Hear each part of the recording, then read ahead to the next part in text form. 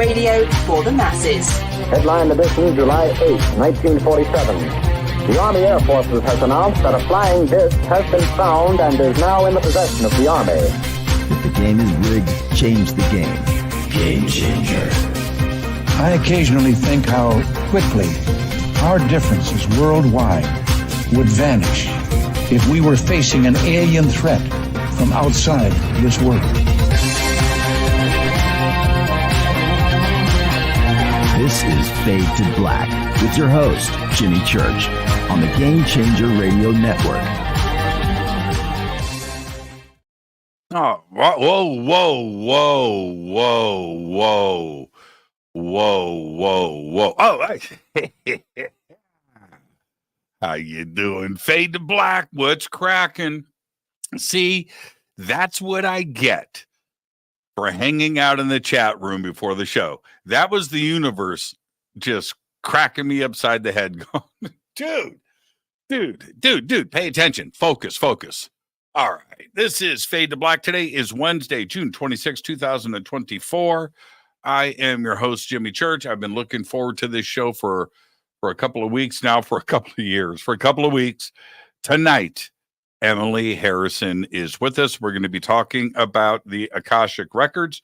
She's one of my favorite people in the world. She is amazing. And tonight we're going to do it all. We're going to try to do it all and get it all in. An amazing week on the show. Russell Targ on Monday night. That was one for the ages, for sure. And last night's AMA, AJA, I'm going to say, and we do those a lot, and I enjoy all of them. Last night was really good. The questions were really good, and I was in a good headspace, and I usually am, but last night it just clicked on all cylinders, and we're going to continue that tonight with Emily Harrison, and then tomorrow night Ron James is here from MUFON.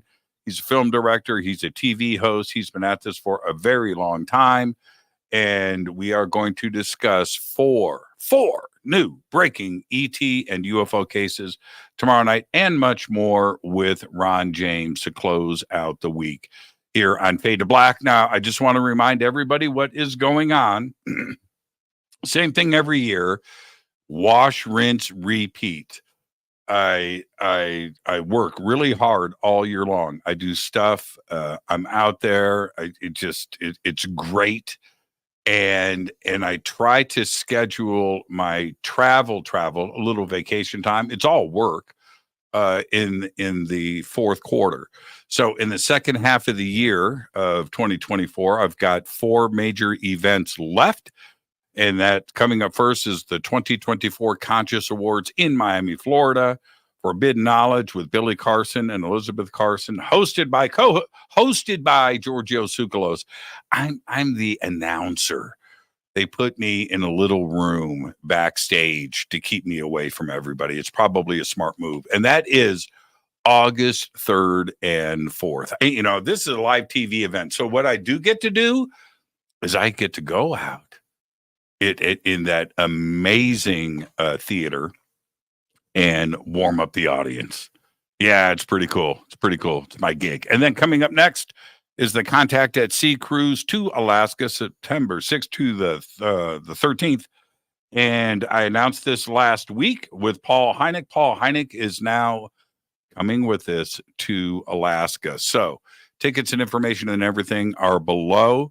Egypt is coming up in October. That's sold out, but you can get on the waiting list. And then Peru and Bolivia with Brian Forrester, November 15th through the 27th. And funny enough, I don't know if you caught the news today, there was a coup d'etat attempt in Bolivia, in La Paz, right? And I'm just like, man, just let me get back to Puma Punku, man. Geez. And so it lasted about 3 hours and it was over, but it was pretty interesting. You see that, right? Coup attempt in Bolivia. It's like, oh man, here we go. All right.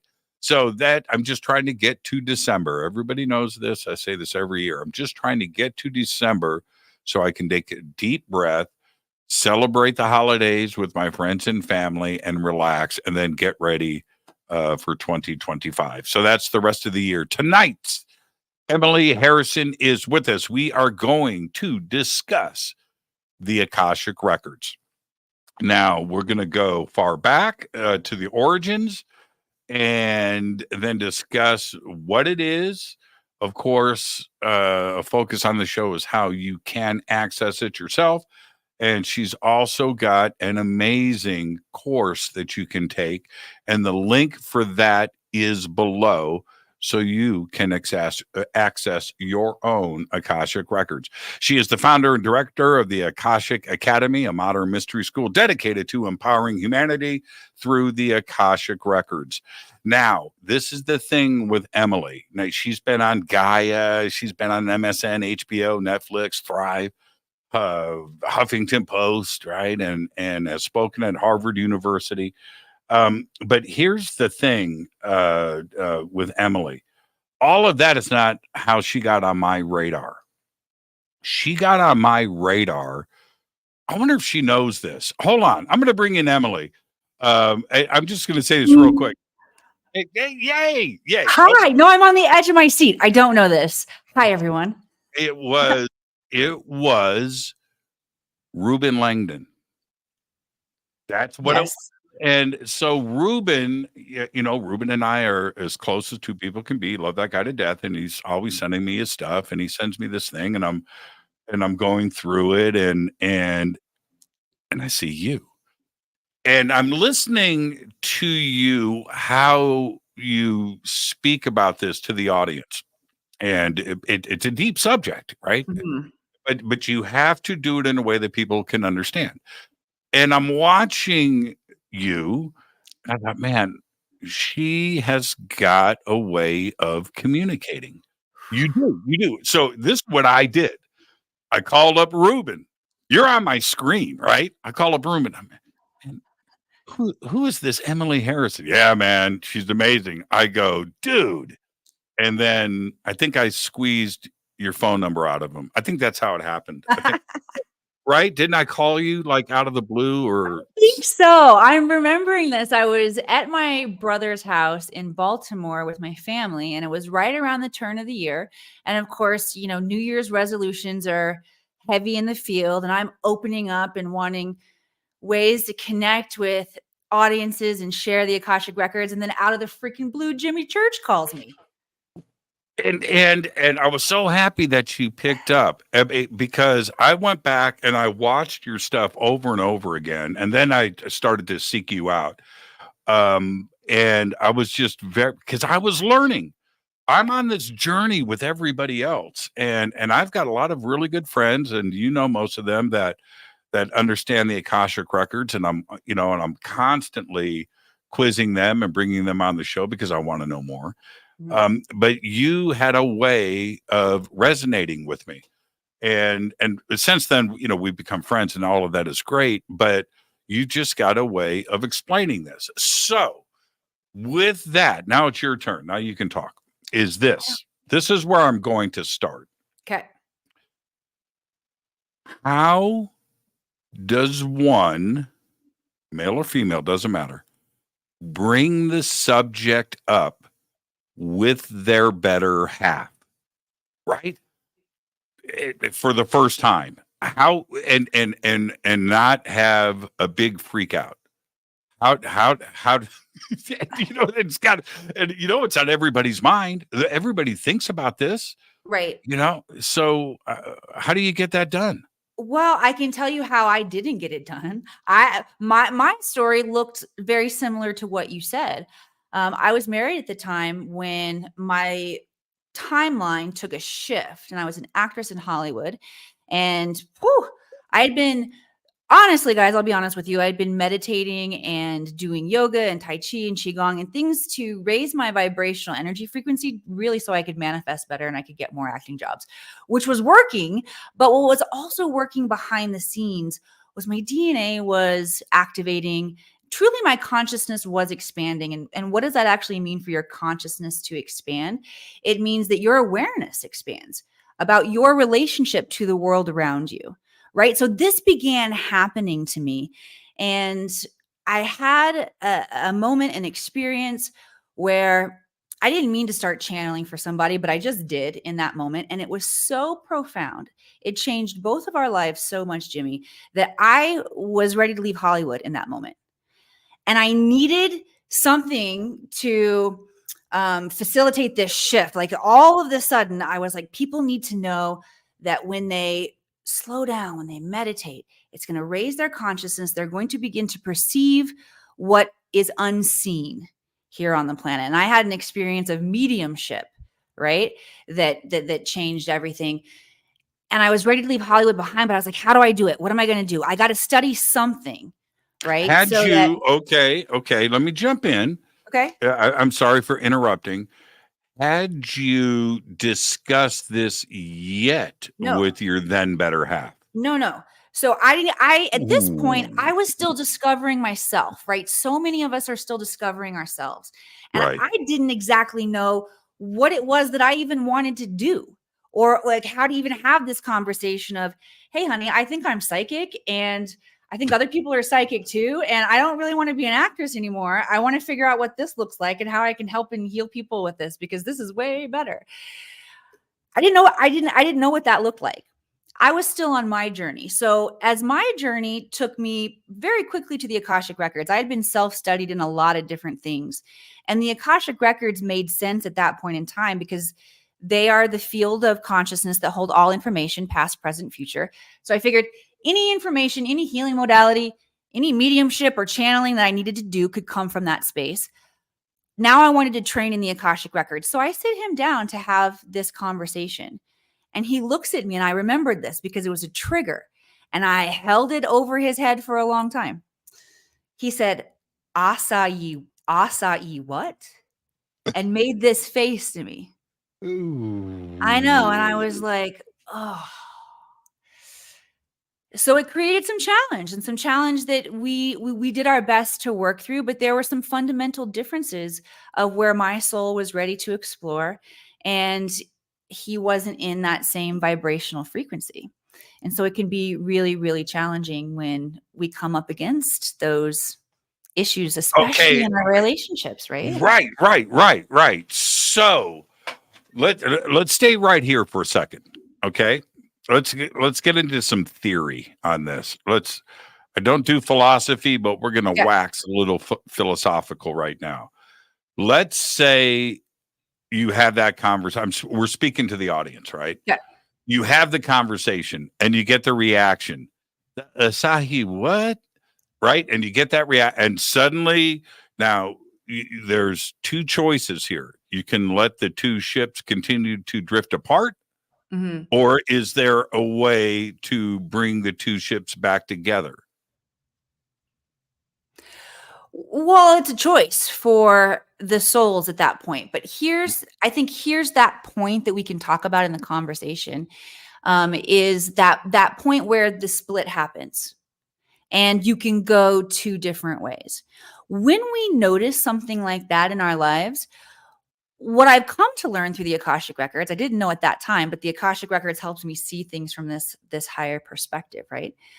Is that we have a big overall collective problem here on the planet with how we define relationships and how we define their success. We define their success directly connected to their longevity. And there are people in our life that come and go that are lesson specific. Okay. We're here to learn and to grow and to sometimes, we have kids with people to create other lives. There are certain things that we are in soul contract to complete. And we come along points of our timelines where the contracts are complete.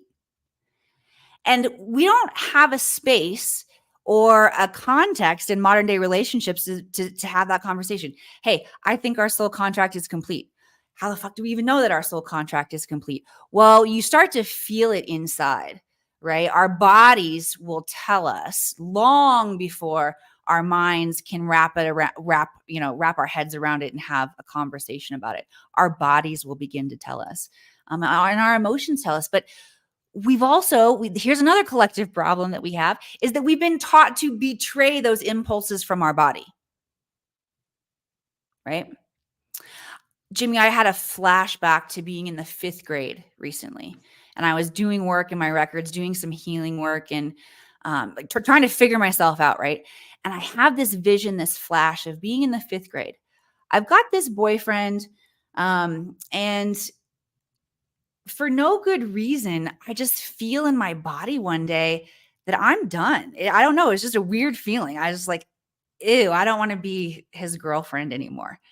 And so I broke up with him. And then I call my mom and tell my mom, hey, I just broke up with so-and-so. And she said, why did you do that? And I said, well, I don't know why. And she, okay. She didn't have a whole lot more to say about that, but my mind was going at that point in time. You know, I was a good girl, and I was saying to myself, well, why did you break up with him, Emily? You had no good reason to do that. And so I realized I created a neural connection, or maybe a disconnection really at that point, but that I wasn't going to listen to those impulses from my body, that I couldn't trust those.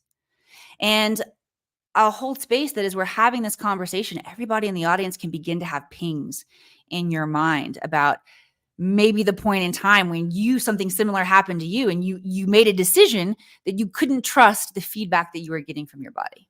Right. That's tough. That's hard, man. That is so hard.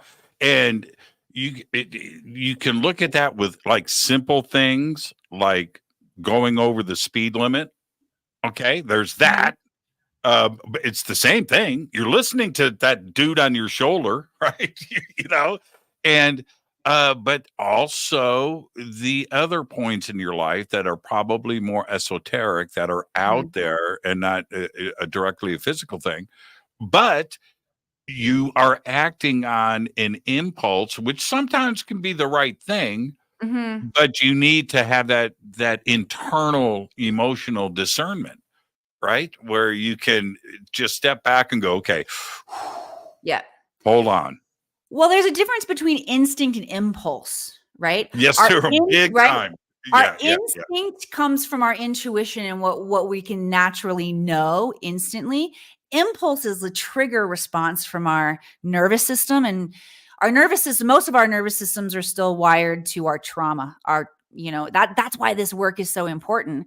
And also, like, as we are coming into this age of enlightenment, we are no longer able to betray our bodies, our emotions, our truth, which is why so many timelines are shifting and changing. Relationships are shifting and changing.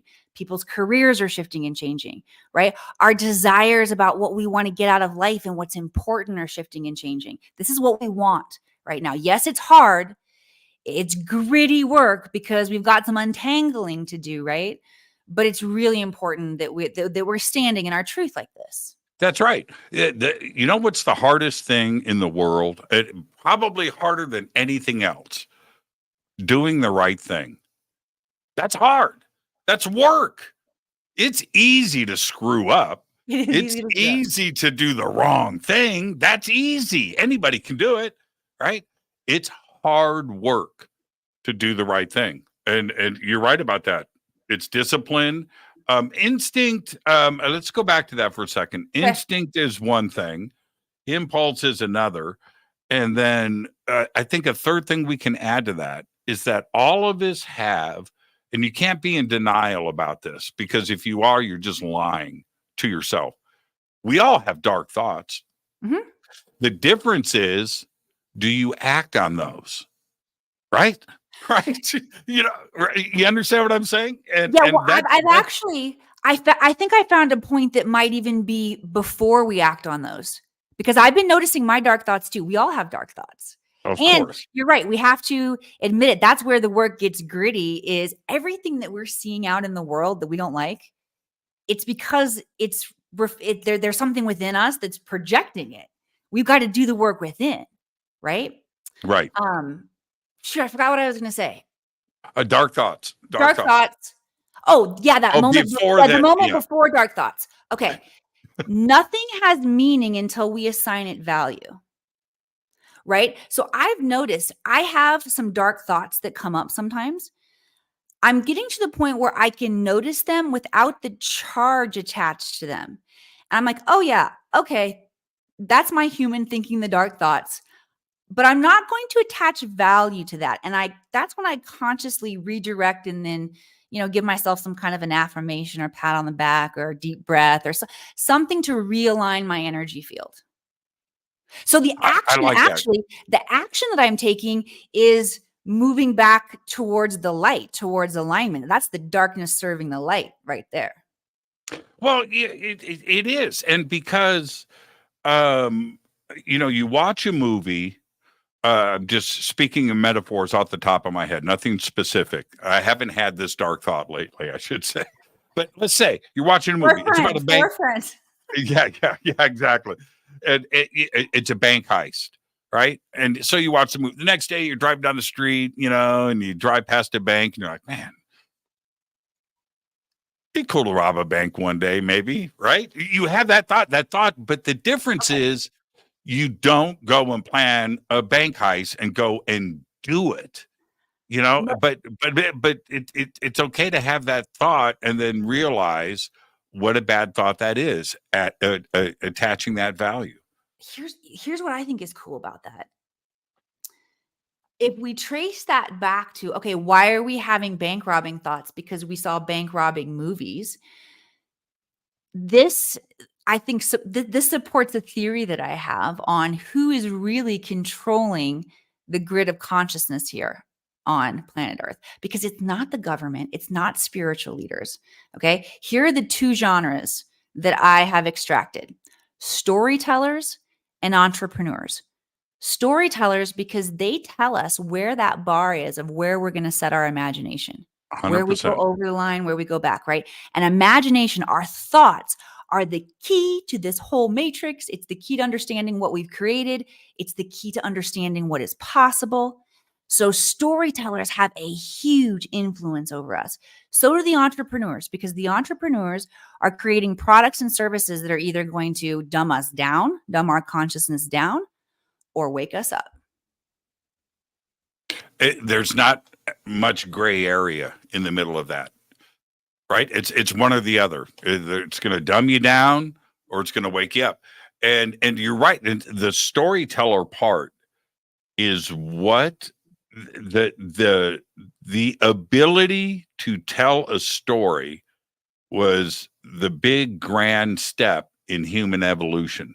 Mm-hmm. Once that you go all the way back to the dawn of man, that first dude or dudette that was able to tell a story was king or queen. Yes. Right. Immediate. The storytelling to be able to, it's not fiction or nonfiction. That's not what we're saying with storytelling. It's the ability to say something, to get a thought out and share it with somebody.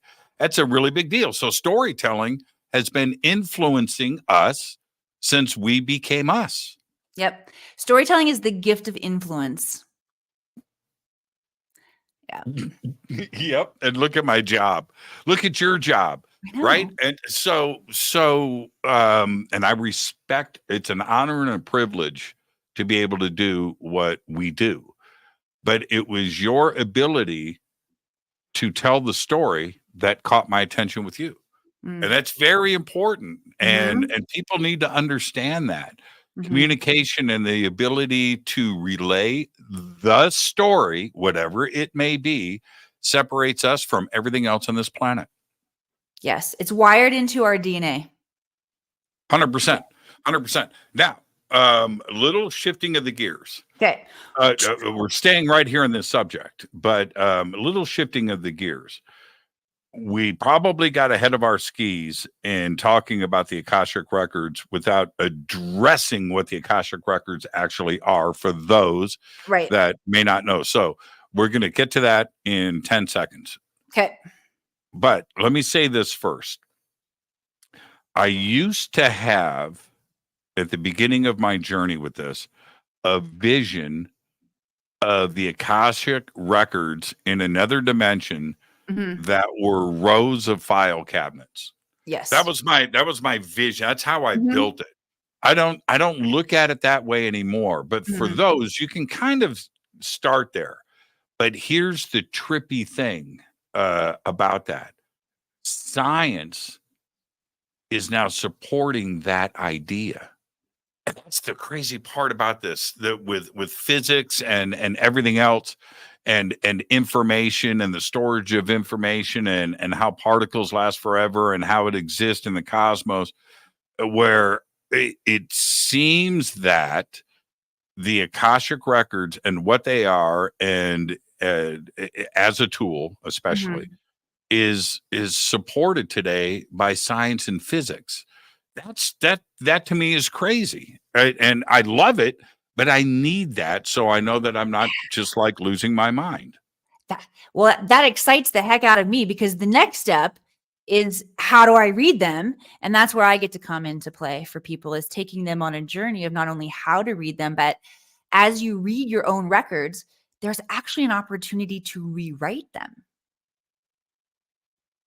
Now, Okay, but we got here's to back okay, up, like wait, you wait. said, Oh, no, and no, define no, the no, records. no, Okay. no, no, Okay. no, no, no, no, no. Here's why. All right. Exactly to your point. Physics is about probabilities and Mhm. probable outcomes. How those outcomes happen. Is it a world of determinism? Is it free will? And do you have influence on said probable outcome? Yes. Science, these are the basic rules of physics, Right. right? And that's physics 101. Mhm. And that's exactly what the Akashic Records is defined as. So now, what are the Akashic Records? So the records are the realm of consciousness that hold all information, past, present, all possible futures, recorded from a neutral perspective, which means unconditional love and zero judgment. Okay. That's a very esoteric definition of what the Akashic Records are. You talk about the infinite possibility and probability and the construct of this universe. We could also talk about the Akashic Records as superconscious intelligence. This is a storehouse of all of those possibilities, all of those potential timelines. And do we have influence over them? Yes. Is there free will? Yes. Is there generally a bandwidth of predetermined areas where we create soul contracts to work? Yes, because as we incarnate from being whole and one and vibrational, this high vibrational frequency, and we come into a human incarnation, our bandwidth slows down, our vibration slows down. And if we were to perceive all that was happening on all the dimensions, it would blow our circuits and, basically make the Earth experiment ineffective. So it's important that we come down to this bandwidth and that we have, those zones of genius, or those areas where our soul feels inclined, inspired to work. So when one hears, and I've got a stack of books that discuss this, one hears or reads about the Akashic Records, that everything is recorded. Everything that there is, has been, or will be is there. And that's a lot to grasp for those. And that sounds like a very simple statement to make. And is that overgeneralization too simple for the audience? Is that Yeah, that's dumbing great. it down too much? No, that's great. You look at it like the esoteric library, file cabinets, like Jimmy said. And actually, whatever construct you can make up in your mind will start to create a relationship between you and the records, which will increase your access to it. Okay. It doesn't matter what story you tell about the Akashic Records, right? But pick one, and pick one that resonates with you. Some people just resonate to a vibrational frequency. And that's truly how we get into the records, is that we become a vibrational match. But before we go there, let me just give you one other pretty simple construct to understand the Akashic Records. And this is actually one of the reasons that the records are becoming so popular. They're the number one Google searched topic when it comes to metaphysics. Like you said, science is proving it. But one of the reasons that this ancient one-time hidden knowledge is emerging, it's surfacing for us, is because we actually have a construct in our day-to-day life to understand it. That's the internet. Okay. So the internet is all the information that exists. Now, of course, we're not perceiving or taking in all of that information at one time. We're using a search engine like Google to ask a question, right? And the records work the same way. The records are question specific. Okay. If I were to explain this in esoteric woo knowledge, I would say the records work by invitation only. That doesn't mean they only invite certain people. It means that you have to invite forward the knowledge that you're ready for. The records will only give you what you're ready to receive. How do they know? Because you ask. Yeah, the records aren't going to come and seek you. Google's not going to come and seek you. Well, Right. They might be, but that's another story. But yeah, right. You have to. It's kind of like black-eyed children knocking on your door, right? Are you going to invite them in? Right? They only come in by invitation only. But yeah, and I think that's a very important point to make, that you have to initiate it. And then let's talk about Google. All right, Jimmy, if you just plug Harley into Google, you're going to get millions of hits, right? If you Google what kind of Harley you drive again? Softail Standard. That's what I heard. Softail Standard. You're going to get very specific information. Right. So when we ask questions in the Akashic Records, the more specific we can get, the more specific the answers will be coming back. Tell me you have a cat. I do. Okay. Can open the door so he can stop. No. Sit down. Okay, I thought it was in here. That's why I was like, man, what? Something break into my house. He's feeling the energy. I saw somebody else say their cats were going crazy. Your animals will definitely feel the energy that's coming in tonight for sure. Do you know how many, and especially like, I'm going to bring this up now, so I will get email tonight and tomorrow. Do you know how many people write to me and go, dude, my dog hears your voice and comes in the room and lays down and listens to the whole show, right? Well, my cat hears your voice and just comes in and just kicks back. I love that. It's Can I share what the records are saying about that right now? Yes. Is that cool? Because this is aligned to your soul purpose. Your voice carries the frequency of a transmission. Not only are the animals feeling it, and is that a confirmation of the transmission that's coming in, but it's also an indication for the owner, sit down, sit still, pay attention. Because there's something that is sparked within that person, a thought, and maybe they track that thought, for the next day, that brings them into a space of, an aha moment. But that's important energy that's coming from you that you're in soul contract to bring to them into the planet right now. I appreciate that. And I'll tell you, I'll tell you why that is. I thought about this a lot. You know why that is? I don't bullshit. Authenticity. Yeah. I'm not wearing a mask. I heard this, and I don't know the mathematical specifics behind it, but I trust the guy who said it.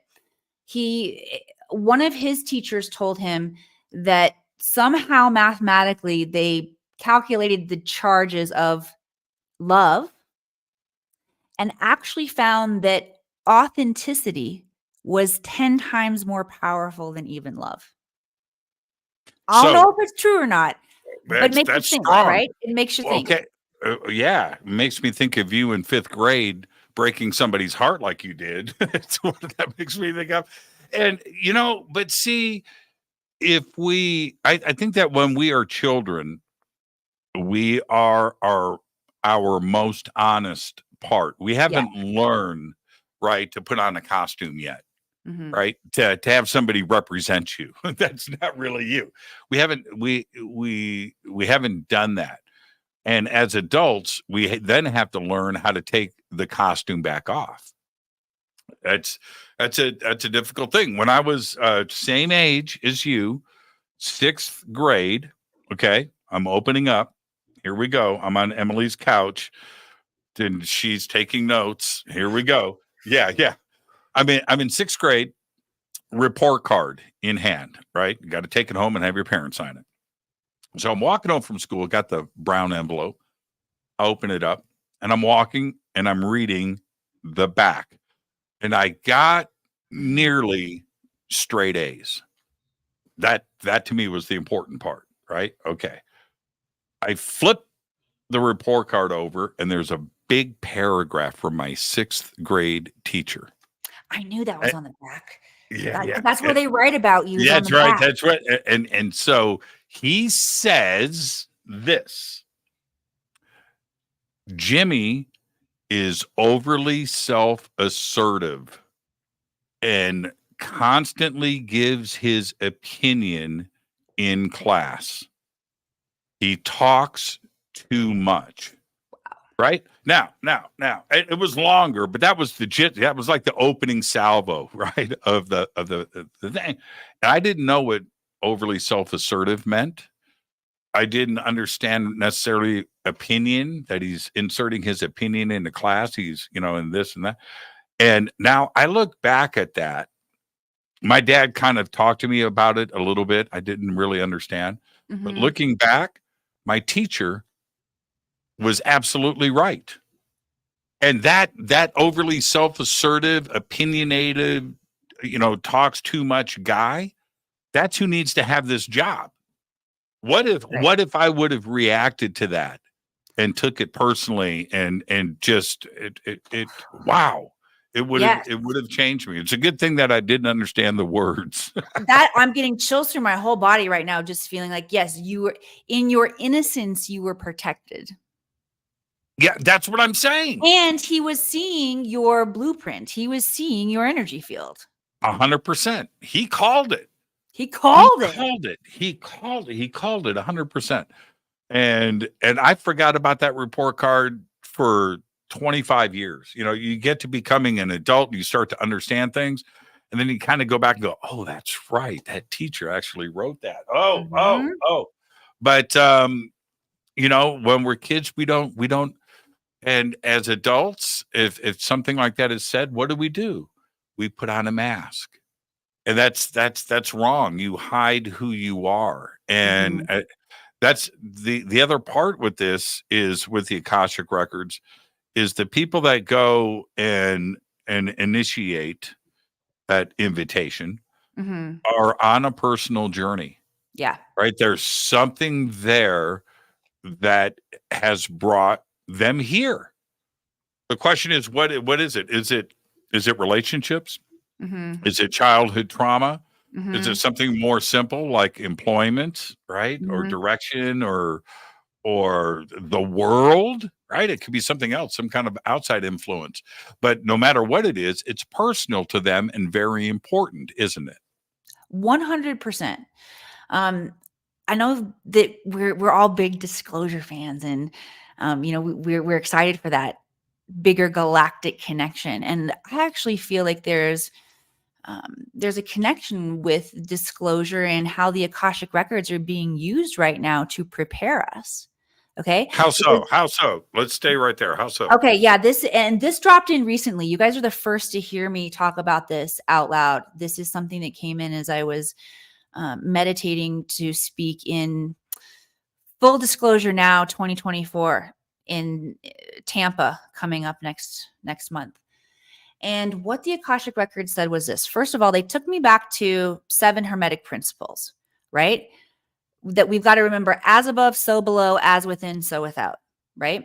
So if we are experiencing lies and this distortion that we are collectively projecting out into the world, it means that it's still within us. So if we turn inward and we begin to do the work and begin to say, where am I lying to myself? And sometimes we lie to ourselves so long, we don't even know that we're lying to ourselves anymore. Like we lose connection with the truth of who we are, right? So as we do this work in our Akashic Records, we learn to read our records and we ask the important questions. about why we chose the parents we did, why these situations happened. We learn to experience them from wholeness, which is what heals them. Right now, if any part of your life is broken or you have dis-ease in your life, it's because you are experiencing that circumstance from a partial perspective. Because everything How so? through your own perspective, which is generally a victim. We take on a victim role because we only see our role in it, right? But once we see the higher perspective, and this is why we use the Akashic Records, because we become more omnipotent, we're using God mind, right? We begin to understand the situation from everyone else's point of view. We also understand what karmic lessons were being played out at that time. We learn how we grew from the situation. We actually get grateful for it, and we change the energy frequency that we are putting out about that person, that situation. It moves it into wholeness, right? That's what healing is when we are in that state of wholeness and union. How did we get so and I mean as a planet, how did we get so disconnected? We were so close to harmony, so many times throughout history. But yeah, that's a great question. It was ego. And honestly, the records played a part in that too. Because during the time of Atlantis and Lemuria, the records existed more physically on the planet than they are right now. Yes, that does mean in crystalline form and where you can interact with them differently.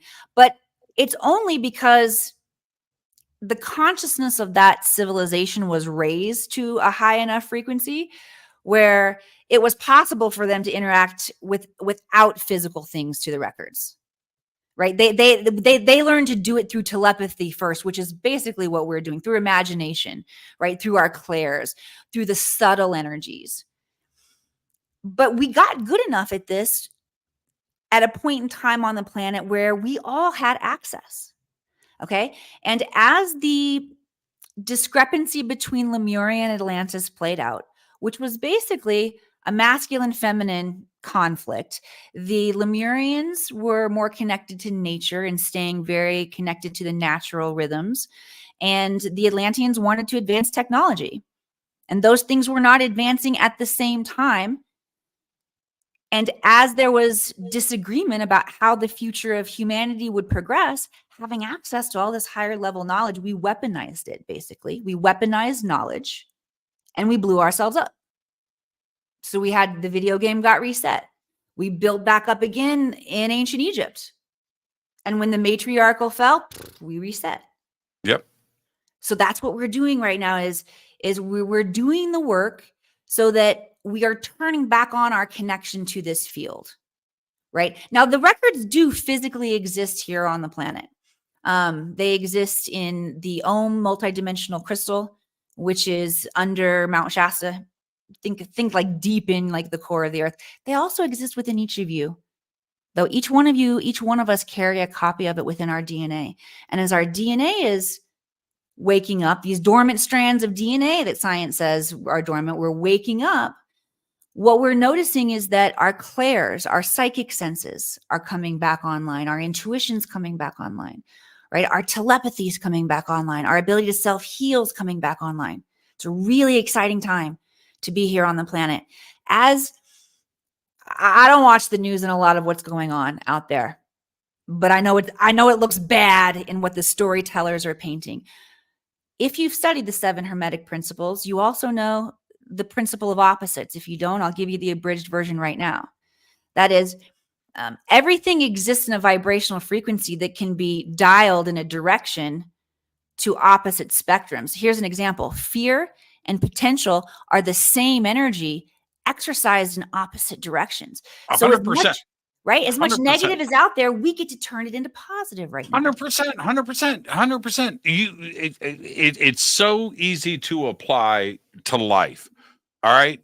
So any headline on any subject anywhere can be turned against you. Doesn't what the subject is. It could be Correct. Kittens. It could be nuclear bombs. It doesn't matter. It can be flipped. And so the headline reads,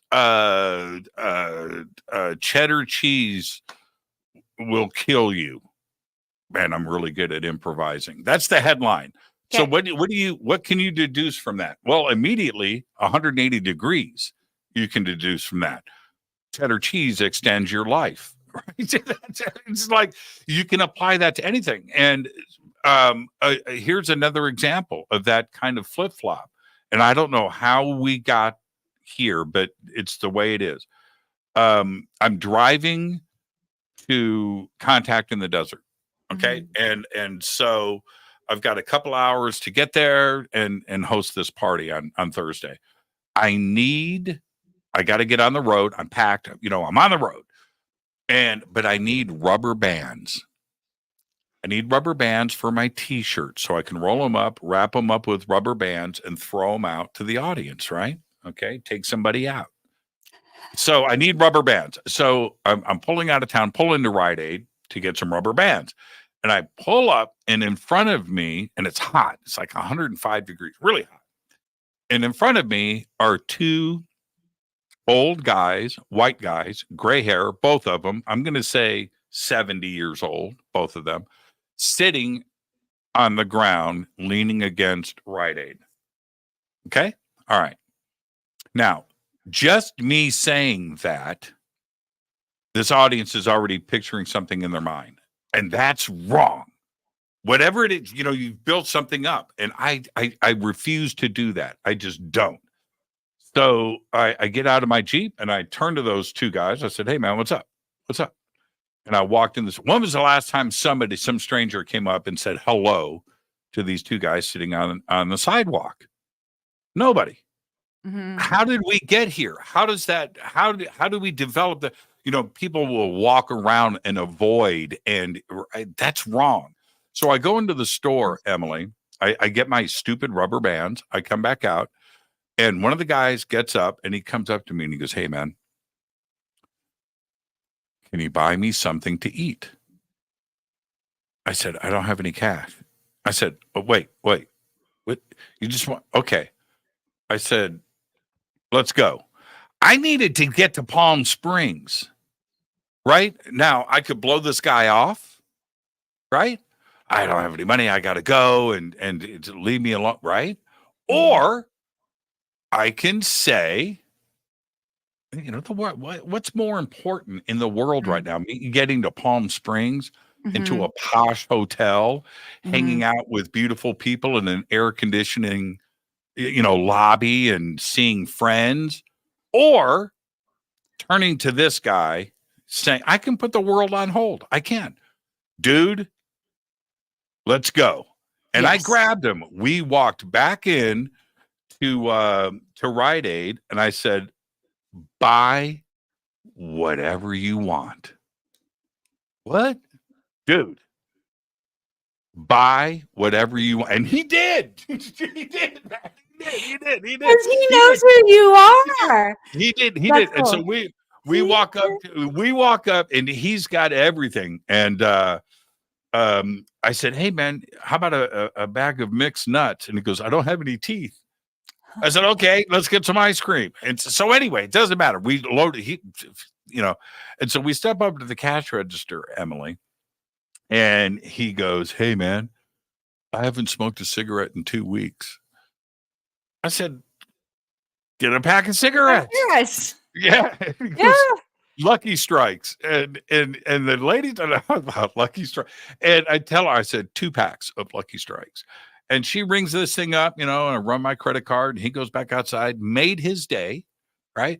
But the point is, if we did that on the micro level as individuals all over this planet, recognizing everybody, stop the disconnect. Yeah. Stop it. Stop. Just stop. Stop. And so I am constantly listening to that voice and ignoring the impulse. You should. I have about 1 million things to say about this. Plus, my heart and mind is blown wide open. I'll save that one for the end because it's a good story. Can I share with you what the record said? Okay. All right. So what you participated in is the expansion of Christic consciousness energy and the activation of DNA. The next level of our DNA that we're ready to activate is kindness. And as we participate in these acts of humanity and showing up on this level, the next strands of DNA get to activate. And this is where the tests are, you guys. Show up to the universal tests, pass them.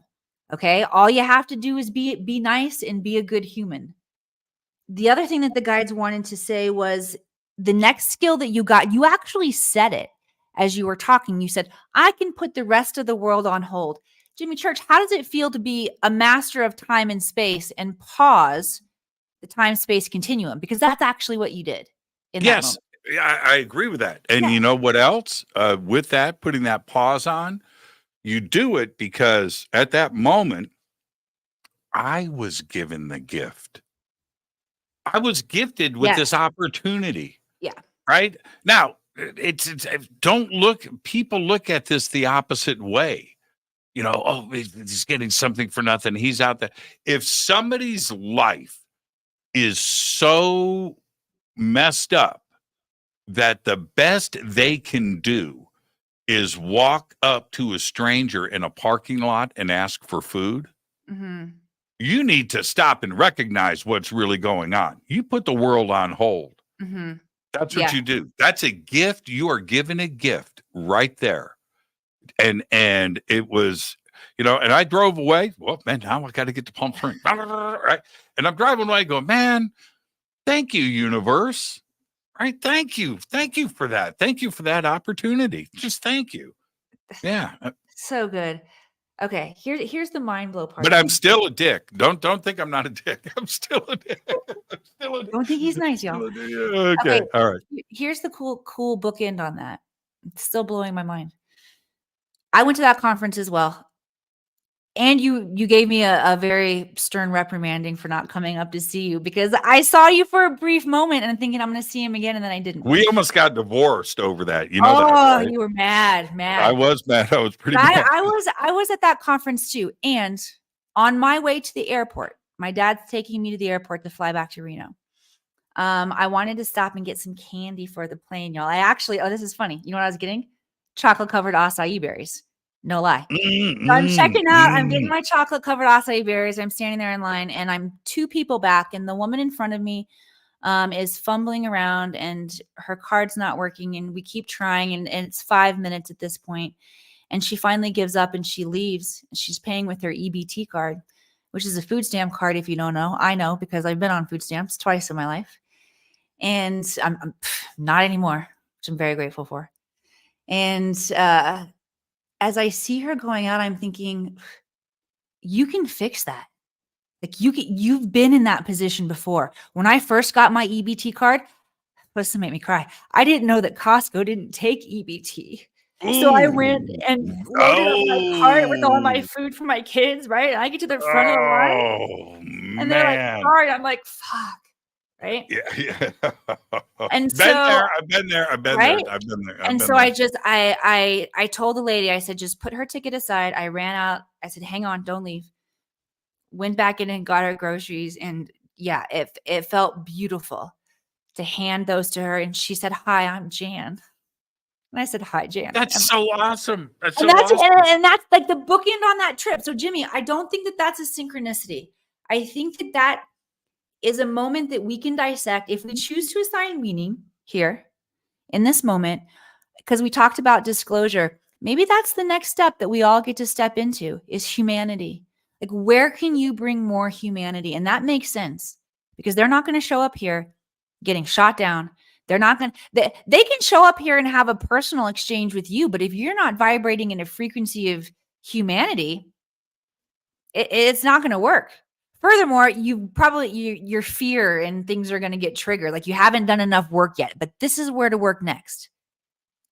There will be a test for you to be kind, to show up, to make impact where you can.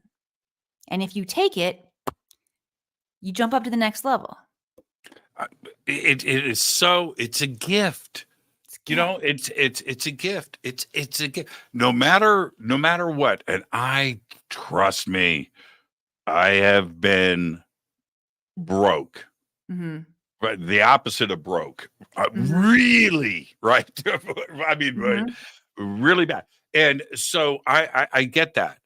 And so when these situations occur in front of you, Mm-hmm. and you have an opportunity to receive that gift and take care of things, you jump on that.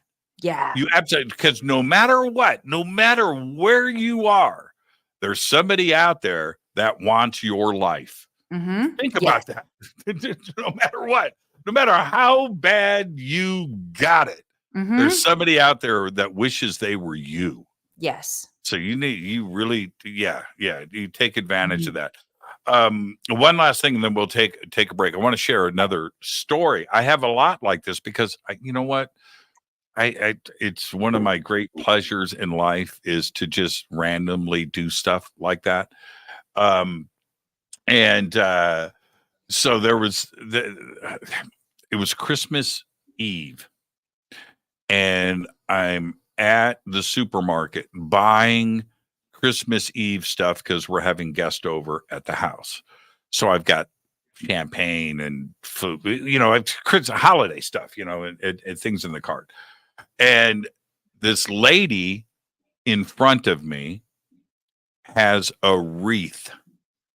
It's a Christmas wreath. It's at a supermarket, right? So it's like from the flower section, but it's a wreath. And the lady rings it up and she turns and she goes, "That'll be $19.99. And she goes, "What? I thought it was." And she said something. And she goes, I don't have the money. I'm going to my mom's house and it's Christmas Eve. And I just wanted to, I said, stop right there. Stop. Take the wreath. What? Take the wreath. Merry Christmas. Tell your mom I said hi. What? Take the wreath, right? It just didn't register. Kindness didn't register. Okay. To her. This is huge. Okay. I'll make notes. Keep going. You're the host. No, she took the wreath and I paid for it. I walked outside to go to my car and she was waiting for me in tears. In tears, and wanted to thank me. She waited outside. I had all my stuff to ring up. It was like 5 minutes later. And it again, it's just, it's a gift. Mm-hmm. I'm gifted with that, and it was so funny, Emily. It just went right past her. She didn't get it. She didn't understand kindness. Because we have a collective breakdown when it comes to receiving and how it feels to receive. And a lot of us have put blocks up around it doesn't feel good to receive, mostly because we feel like the rug is going to get pulled out from underneath us somewhere. We don't feel safe in our root chakras to receive. And so we put up these blocks and these walls, which is what creates the imbalance in how much we can receive in our finances anyway. Right. Mm-hmm. And that puts us in that position. But yeah, that's a great point in terms of how we ended up here, where we got off course. These are areas where we have wounding and we're not opening ourselves to receive. That's some fun stuff to heal though, right? Yeah. I love the moment of that, and I don't know if the universe is picking on me because they know now that I'm a sucker for this stuff, right? and I'm constantly, it seems like, or that I'm just aware that I pay attention and where I didn't used to pay attention. Mm-hmm. And now I do. And I think that all of us, we can slowly initiate this change. Sure. We have people, it's a big audience and we have people listening live, and then there's later, and then there's next year, somebody may see this interview. But that's what you do. Slowly initiate that change to get people to think that way. Because now that I'm opened up, right? I'm opened up. I'm out of the closet. I don't care. I don't care. Yes. So now the universe is going, yeah, well, let's give them more. let's give them more. And I'm gifted, and I'm at the right place at the right time. How far back, and then we'll pick up on this when we come back after the break. How far back in history are there references to the Akashic Records? From the first references that we have, like Sumerian tablets, they're still on the walls in Egypt, hieroglyphics, the reference to them. Passed through Native American oral tradition, they talk about the Song of the Spheres and that connection point. Now, interestingly enough, Song of the Spheres, and you talked about how this is recorded, right? We make a connection to sound right there. I want to give you guys just a little sneak peek about how you can actually tap into the Akashic Records. You know, the sound of silence. You can hear it a lot of times at night. There's just like a slight ringing in your ears when your house is quiet. Physicists have traced this sound back to echoes of the Big Bang. And we know I know, this is my truth. Whether we call it that God spoke the universe into existence or the Big Bang, it was all sound. And that sound, that energy, that echo from the Big Bang holds the intelligence of our entire universe. All the information. So when you're tapping into that sound, you're actually tapping into the Akashic field. I love that. I love that. Right?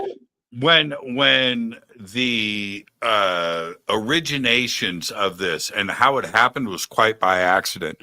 There was a couple of engineers at Bell Laboratories, and they were building, this system with this radio telescope, and they get everything done. It's a big project and stuff. Anyway, they keep testing the system. They're like, man, we got a loose wire here somewhere, and this is a big complex, big engineering project.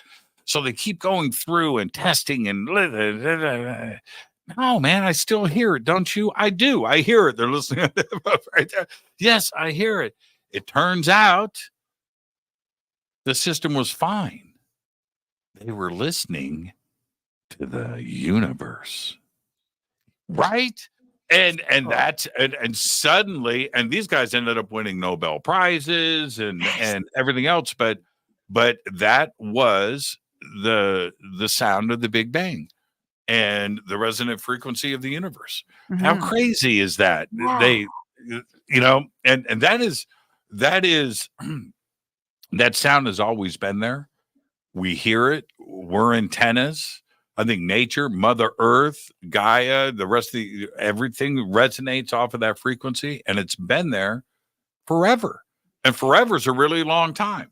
Yeah. And so, I think it's very, again, it goes back, doesn't it? Science supports all of this. Yeah. The Bible calls it the voice of God. Lo, I'm with you always from your first breath till your last. That's that sound. That's the mind of God. That is the Akashic field. That is your connection point for all intelligence that you need to understand at this higher perspective and guide you to be on your highest potential timeline. And it's here. It's all around you. It's with you. You just have to learn how to use it. When you quiet, I've got, this is just a personal question for me. When you quiet your mind, me personally, what do you hear? Or is it visual too? So I do hear a lot in terms of what my most prominent clair is. So when I quiet my mind and I do my weekly show of Akashic Answers with Emily, and I'm going to channel for people, right? Someone will ask a question. I quiet my mind, and then it's almost like there's a feed that comes in, and I'm almost talking at the same time that I'm hearing it. So that's like my clairaudience moving through my quiet mind. What does it sound like? What does it sound like? Just my voice talking to me a few beats ahead. Ooh. Right? Sometimes, though, it can sound like a voice of a loved one or a voice of an outside source that you might not know, but it's familiar. Right? What does it sound like to you? Do you know what I do? Well, yeah, I want to know. Now, everybody has got their own thing, right? Mm-hmm. Mm-hmm. But I quiet my mind and just zone out until I hear my heartbeat. That's cool. I get it that low. I go all the way down.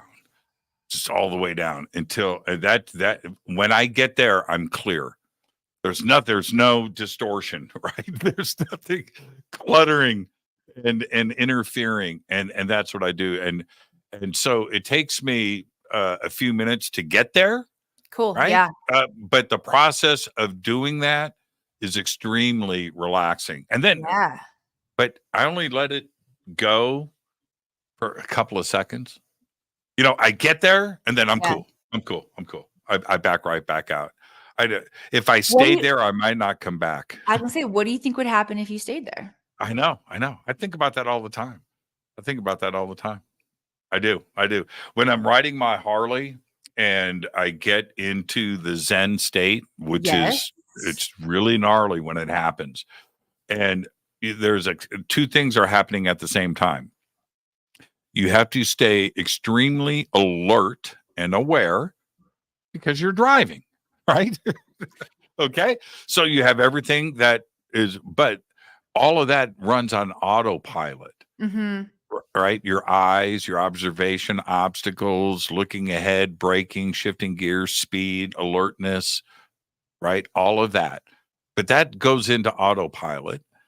And then you get into this clarity where you just don't, right? It's crazy. That's where it's dangerous. It's great. It's an awesome form of meditation. Many books have been written about this, motorcycles and Zen. Right. And it's all very, very true. But you can't let it, you have to stay like at 50.1%. You can't fall below. You can't go too far. Okay. Well, again, I love that the gateway, the motorcycle is the gateway to get you there. But what if we could get you there where you're not riding the motorcycle, Jimmy? So then you can do it. Go like I do it. That's what I'm saying. I do it all the time. I do it all the time. I have the ability. Some people have a meditation room. I have a meditation house, right, where everything is quiet. I don't have things moving around in here, or people, or pets, or anything like that. Meowing. No. Yeah. I don't have that. I don't have that. So I can get to that heartbeat stage any time of the day, and I do it. I do it. And I also, there's one other thing, and then we'll come back and pick this up. I am constantly, I think everybody should do this more.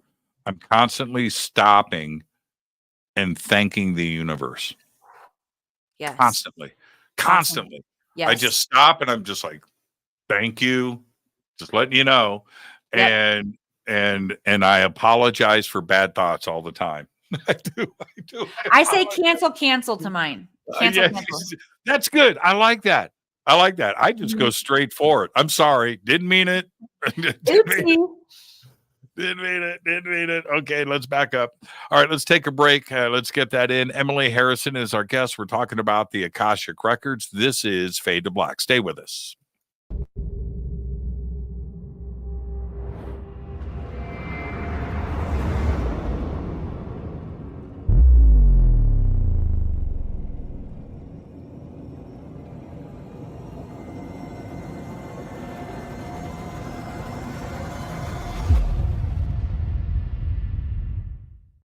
Subscribe to our YouTube channel to get your alerts and access to over 2,000 videos. Click that subscribe button right now.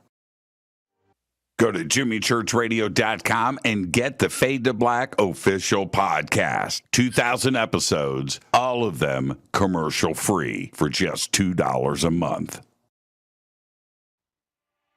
Hi, this is Jimmy Church of Fade to Black, and I want to invite you to come to Alaska with me on the Contact at Sea cruise. It is this September 6th through the 13th, 2024. We are on the largest ship in the Pacific Ocean. That's right, the Ovation of the Seas. It's an amazing cruise, and a ship this big is so much fun. We've got lots of activities and lots of great speakers. We are leaving from Seattle to Sitka, Alaska, Skagway, Juneau. We're going to end the cruise in Victoria, BC, and arrive in Seattle on September 13th. We've got a lot of amazing speakers, including we've got Seth Shostak, Scott Walter, Stephen Bassett, Daniel Sheehan, Daryl Sims, Mas Adi, Vivian Chavez, Grant Cameron, Geraldine Orozco, Nisha Johnston, and Melanie Aguirre, and a whole lot more. All you have to do is go to divinetravels.com. You can also go to contact@sea.com. Both are going to take you to a full event schedule. You can check in, look at the boat, get things ready to go, and maybe get a cabin with a balcony. That's what I'm talking about. Come see the whales. Come check it all out. Let's go to Alaska this September 6th through the 13th, 2024 with me, Jimmy Church. Now, when you head to divinetravels.com or contact@sea.com and get signed up, you know what? Use my name, Jimmy Church. I'll see you there September 6th through the 13th, 2024. Let's go to Alaska.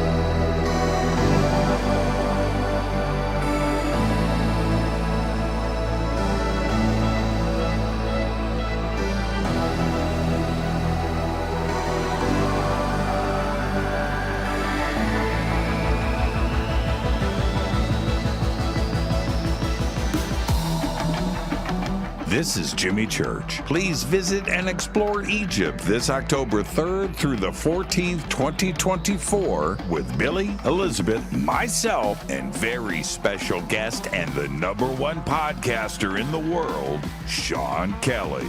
It's simple to do. Just go to forbiddenknowledge.com and click on upcoming tours, or click on the link below. We'll see you there. Watch Into the Vortex on Gaia TV. It's fade to black for the screen. Simple to do. Go to Gaia.com, search Jimmy Church, or click on the link below.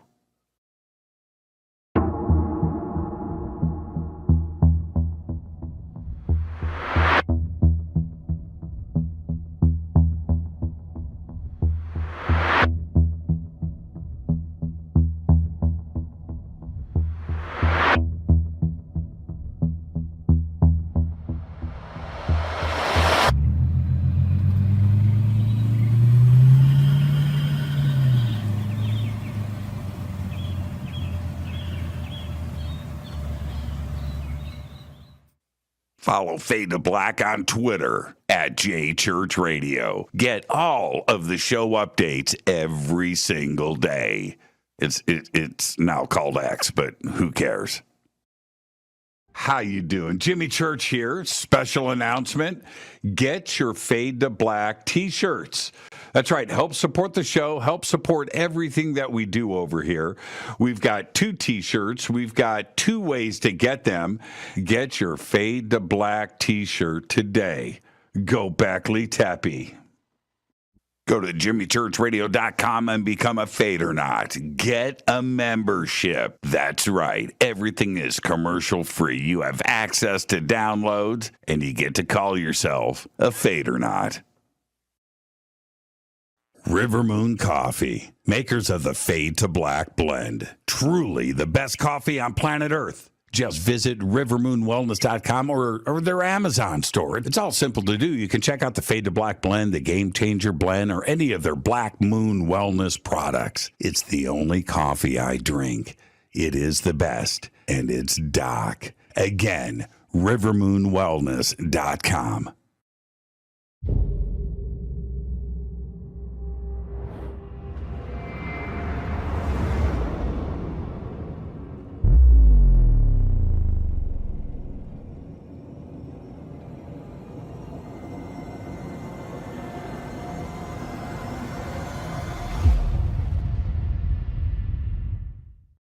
All right. Welcome back. Fade to Black. I'm your host, Jimmy Church. Tonight, Emily Harrison is with us. We're talking about the Akashic Records. And now she has a course. The links are below, and we've also got them up in the chat. And you can sign up for the course. And Emily has also given us a Fade or Not code. And so it's right there, too, as well. It's in the chat. And Bill and John and Jessica, if you can, put that code back up there now that I'm mentioning it, and it can be here in real time for everybody.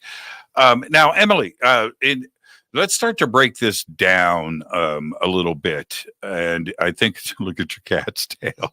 I let him in so he'd stop meowing for you guys. He wants to be part of the show. I love it. I love it. I do. I really do. Let's start to break some of this down. We've got a lot to cover, but so as an intro to this, can you tell us about some of the activations and access that some of your friends and clients have had? Mm-hmm. And I don't want to call it, I don't want to say something like cases, because it's not really, you know what I mean? It's not that, but if you could give us some examples of that. Yeah, well, you know what, Jimmy, you're as psychic as you can be right now, because I wanted to share this with you. And I literally, I printed out my case studies so I could share with you guys. So I have literal case studies here on my desk so that I can share with you guys. And Jimmy's like, cases? That's weird. No, you're seeing what's right here in my field.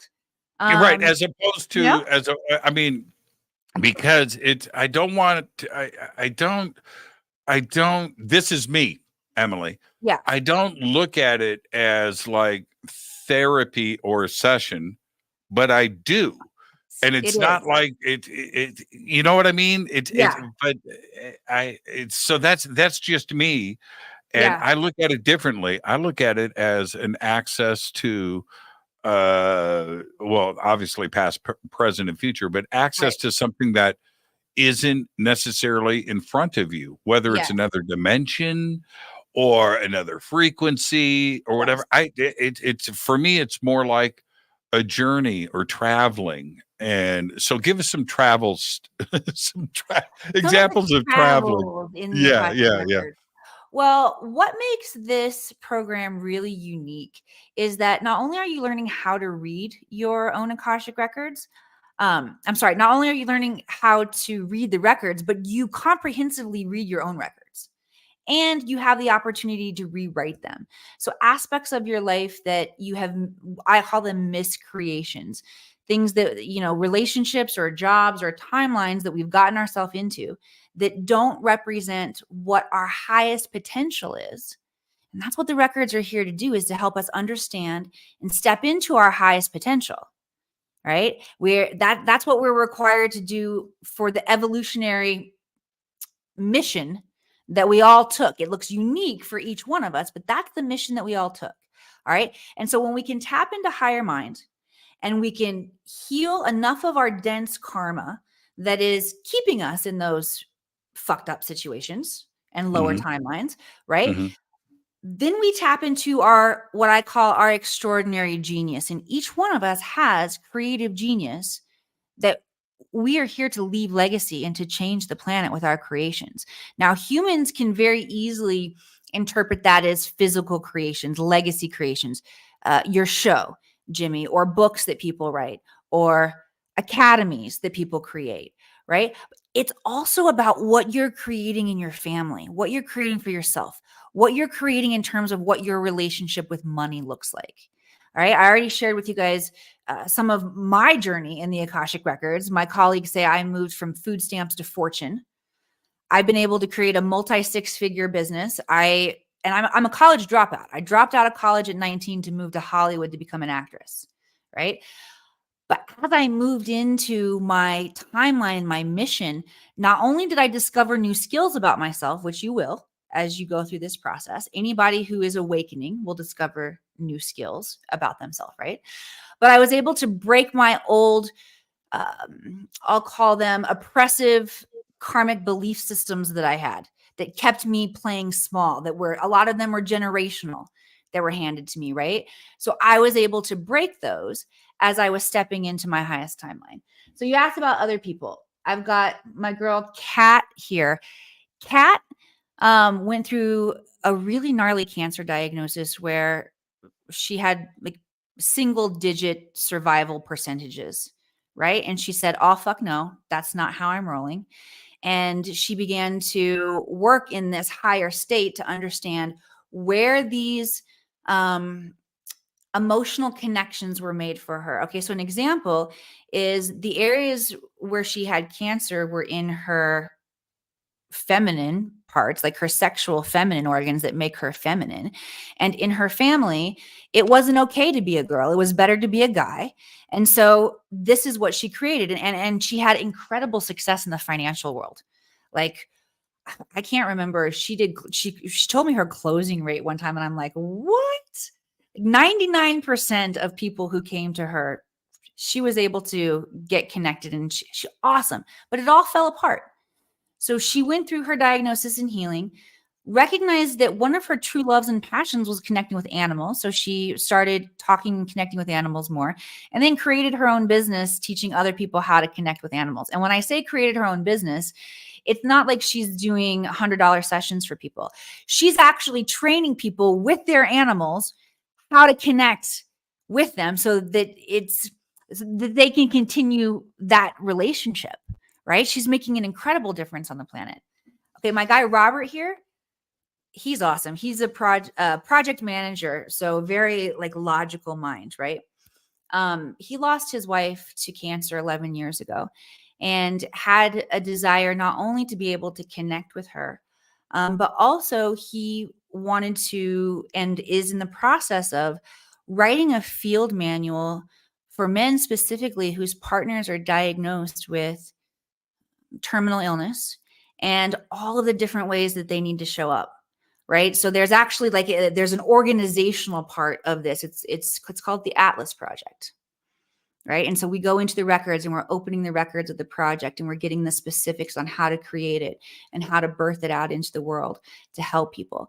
And so not only has he been able to create this legacy project, but he's also opened up connection to his wife, and part of the project looks like him channeling her perspective on this, which is incredible. You know, right? that's heavy. That's heavy. That's heavy. And can I ask you, what was his name? Robert. Robert. Let me ask Robert, if you're listening. I hope I'm not getting too personal. But did Robert know that he was going to do this? The project, the Atlas Project, or was this something that ended up, something that he figured out by accessing the records?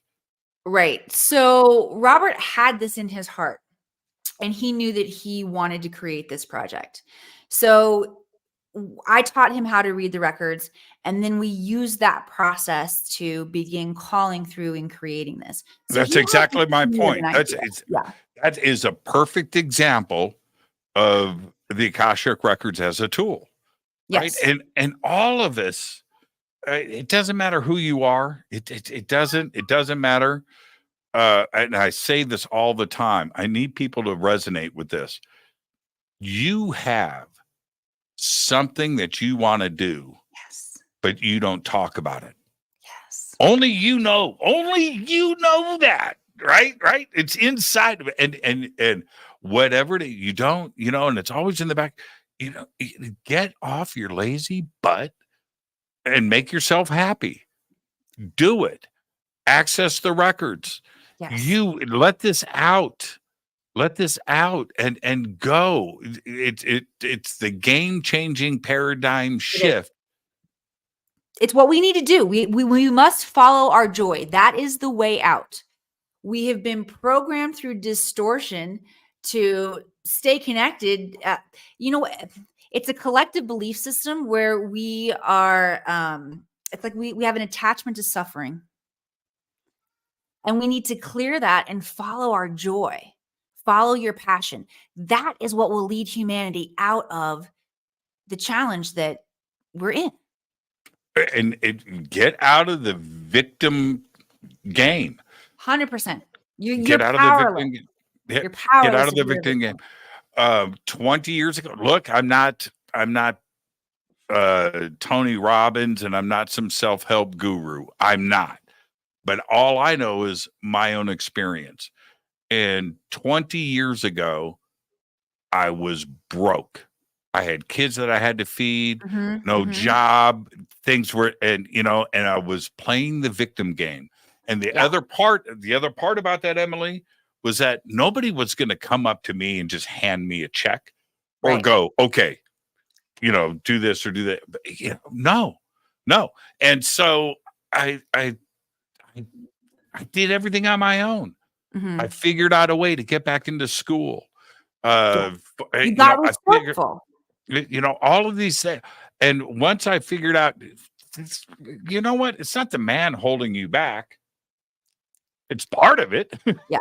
It's you that's holding yourself back. Yes. And once I figured that out, man, it's just one step at a time. Blah, blah, blah, blah, blah, blah, blah. But my bliss, my joy was to get to somehow to do this. Coast to coast and things and the mysteries of life and conspiracies and knowledge and chasing these things down and finding answers and sharing that with the world. That's what I wanted to do. Yeah. How does one do that? Well, go and find out. Yeah, go and find out. And as you step, the path begins to reveal itself. Right. And the challenges that you're experiencing on this journey, we got to get resourceful. In terms of how are we going to make this work? How are we going to create? There's grit that's involved here in the human journey, and getting resourceful is something that we all need to do. Something that we all need to do. When I was broke as a joke, the second time or third time, or maybe even fourth time at this point, right? And somebody mentioned Bridget Forrester on there, and my some of my time in Hollywood. So is it cool if I share that story of just like how everything shifted and changed again in that moment, and I had to come face to face with some of my shit? So I think you guys are already tapping into it because it has to do with Bridget Forrester. All right. So fourth time that I'm broke as a joke. Here's what happened. It was 2019. It was March of 2019.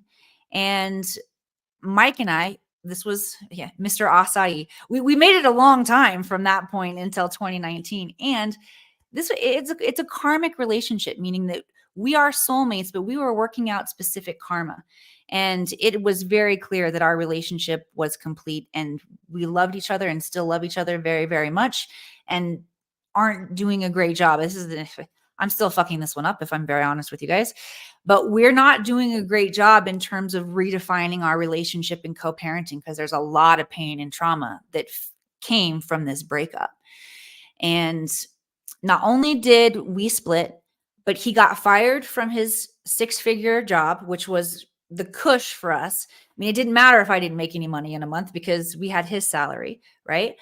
They gave him a severance check, which he felt like if he had cash in hand, that nobody could take it from him. So he cashed it at the bank and got robbed coming out of the bank. So within a matter of like weeks, the relationship split. We have 3 children. I was the one still in the house with the children. So there's a lot of emotional fallout. There's no money. And the money that we thought we had was like totally gone. So I go into like, it's shocking PTSD, like Jerry Springer style karma here, right? And I go into what I recognize as a trauma response pattern, which is grit. I'll do what I did in Hollywood. I'll go get a job waiting tables. When I wasn't making enough money as an actress in Hollywood in my early days, I do what we do. We wait tables. I live in a town where there are casinos. I'm going to make bank as a cocktail waitress. Okay. This was my instinct. What do we say? The instinct or impulse? Right. Impulse. That was my impulse. Okay. As I got quiet, my guide said to me, don't you dare. Don't you dare go out and spend your time doing that. You have a mission. to restore the awareness and access to the Akashic Records here on the planet. Figure out how to make it work. Great, I'm in. I don't want to go wait tables, really. I mean, I'll make the best of it. I'm gritty. I'll figure it out. But I don't really want that. How do I do it? And they said, you got 2 challenges, Em. One, you have a success ceiling in your life. And I'm like, okay, where did that happen? When you got fired from Bold and the Beautiful. You guys are talking about it, so I'll tell you the behind the scenes of 26-year-old Emily. All right. I quit college when I was 19. I moved to Los Angeles to become an actress. I wanted to be an A-list actress. I did not want to be in soap operas. I actually turned down that role 3 times before I finally said yes. And the reason that I said yes was because I had just had my first son, Jack, and I honestly was tired of waiting tables. It was humiliating for me to tell my tables, hey, I got my friend Alana needs to watch you guys so I can go up to the manager's office and pump my breast milk. Right? Because this is the job that I need, because I'm slinging hash at night and still auditioning during the day. Right. And so when Bold and the Beautiful came to me and said, we have a really high profile role. Are you interested? I said yes, even though my soul was not a yes to that. And y'all, it blew up in my face. Within 6 months, they had moved me from a front burner storyline, which is like all the rage, right, to a back burner storyline, which means they send Bridget off to medical school and we don't hear from her for a bit. Mm-hmm. And so I'm at home. I got a new baby. I don't have anything to do during the day because they're just paying me on contract. And my friend comes over for lunch and we're talking and ding dong, the doorbell rings. And I answer the door and it is the biggest bouquet of flowers I've ever seen. And my friend had been asking me before this, Em, when are they going to bring you back on the show? You're such a great actress. We're all so excited that you got a contract role and you got out of the restaurant. And I'm, pretty much lying through my teeth because I don't know when they're going to bring me. Oh, they're going to bring me back soon. Then the doorbell rings. I get this big bouquet of flowers and I open it and it says, thank you for your commitment, but we're recasting the role. You're fired. It was fuck you with flowers is what they sent to me that day. And my friend says, oh, who are the flowers from? And I say, oh, they're from the producers of the show. Probably the best acting I ever did. Just don't register, right? Set the card down. It says they're going to bring me back soon. And I'm 26-year-old Emily. I'm holding it together the best of my ability. I've got a 4-month-old at this point. So I've still got postpartum shit happening. He walks out the door. The second the screen door closed behind him, I collapsed on the floor, just sobbing. Well, yeah, and it's so funny that bouquet of flowers is why you are on this show today, right? I have a thing of flowers. I got them all. Well, yeah, truly. Yeah. I mean, they're right. It's the journey. My guides did tell me, man, we had to save you from a lot of shit out there in Hollywood. Like, basically, like they kept me from getting a lot of roles and going further. Because if I would have gotten a big role somewhere along the way that would have sustained me, I likely wouldn't have continued this path and this quest. That's right. You wouldn't be here tonight. No, you wouldn't be here tonight. Yeah. And no matter what. And I look back and yeah, there were some messed up times, bad decisions, all of this. Yeah, right. But it's tough as I am man enough. I am human enough to go, that's part of the journey, man. It's part of the journey. And here's how the records came in. They showed me that at that point, I was so broken. I was so humiliated and so embarrassed that I made a soul contract, not consciously, but on a soul level, said, if this is what success looks like, fuck you, I don't want it. And so I had to go back and fix that. I had to go back and clear that. And then the records gave me some really unique, beautiful medicine to clear success ceilings. And within 8 months of that, I had quintupled my income. I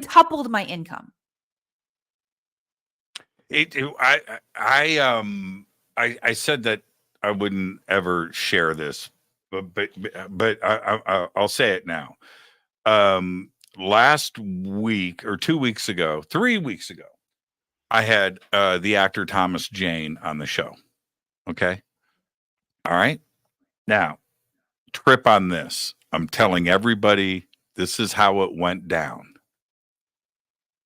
20 years ago, to get myself through school and to feed my kids, I was a limo driver Cool.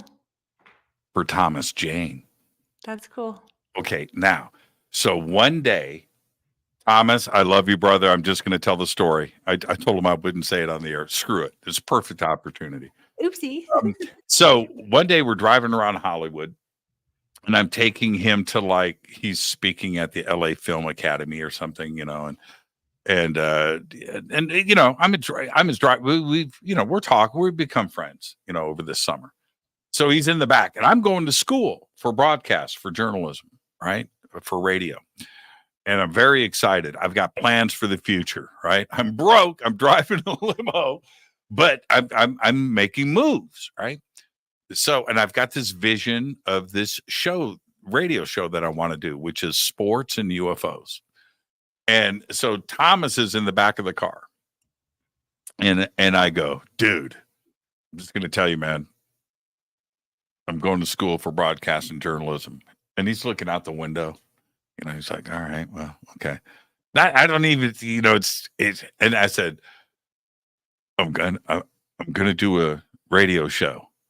He goes, about what? I go, sports and UFOs. And he's looking out the window, and I'm looking at him in the rear view mirror, and he goes, UFOs. And I go, yeah, man. Yeah. And you are going to be on it. And he's looking out the window, and I drop him off at the LA, you know, whatever. He comes out a couple hours later. I'm standing next to the car, and he comes up to me, and he's got people, you know, and they're following him and things. And he comes up and he looks at me and he goes, UFOs. I go, yeah. And I pop him in the car. 20 years later, he's on my show. Now, think, what are the odds of all of that happening in my life? I think you really need to stop and analyze that for a second. He is hearing things all the time, right? We hear people say things or whatever. But the point is, you act on that bliss. And his driver acted on that bliss. Yes. And so 3 weeks ago, I haven't talked to Thomas in 20 years. 3 weeks ago, he's on the show, and we're talking before he doesn't know. I'm his driver. He doesn't know. And what? I go, no. And I go, Thomas, I got to tell you something. And he goes, what? I said, 20 years ago, blah, blah, blah, blah, blah. And I could see the wheels turning in his head, like, okay. And then I said, and your house is, and in your driveway was, and then he backs up and he goes, oh man, he's not bullshitting. Okay. All right. And now since then we've talked about that. He goes, dude, I remember all of it now. I remember all, but now unpack that, audience. Listen to what I just said. That is not an accident that I said that to Thomas 20 years ago. I take off on my life's journey. My career does its thing. Thomas, who went UFOs, right? Asahi, right, is now just writing his second book about UFOs, and was just speaking at Contact in the Desert, and now he's on my show. That's not an accident.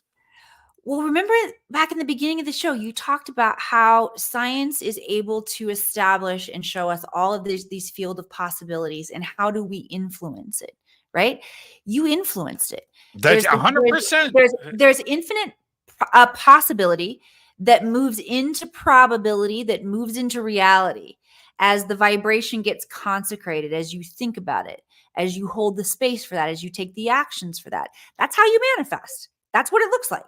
And actually, we're all manifesting in every single moment, whether we think we are or not, or whether we think we're good at it or not. Everything that you're experiencing right now, you manifested. That's it. That's it. And so when I share something like that, which I debated on, do I share this? But the world needs to understand, and people that are listening to you and I right now, the universe is for real. This is for real. It's for real, And y'all. for real. Now, there's 8 billion people on this planet. What are the odds that Thomas and I have this interaction 20 years ago, and then 20 years ago, life comes full circle with the same two people when there's 8 billion people on this planet? That's not an accident. That's not. That's what we're here to do. We're here to create like that. We're here to experience ourselves as creator beings. You get A+ for that project from the universe. It's just, and people come up to me, and it's the same thing with you. And let's address this. Well, how? Well, action, keeping your foot on the gas, and recognizing that there's something out there. There is no secret, right? And you said it earlier. It's effort. It's effort. It's work. It's sweat. And I would say, like, the anchoring thing there, if there is any secret, it's vision. It's if you have vision, vision will lead you. Vision will tell you what you say yes to, what you say no to. If you're in this place where you're searching for more, you don't have vision, right? Without vision, the people will perish. So we have to have a vision that is moving us. And if you don't have vision, that's where life can get all wonky on us. Right? It can get wonky. And if you are in the unique position to be listening to this show, you have won the lottery. You need to think about that for a second. There are people out there that don't have the ability to listen to the show or access this information. So you have already got an advantage. You've got one up, right? You've got a head start. So don't stop. Don't stop. Yeah. Think about that for a second. I don't care what your position is. Man, I remember. Do you remember? I'm going to take you right there. Okay. You ready? Ready. Do you remember having a cell phone that you had to purchase minutes for with a card? I do remember that. Of course you do, right?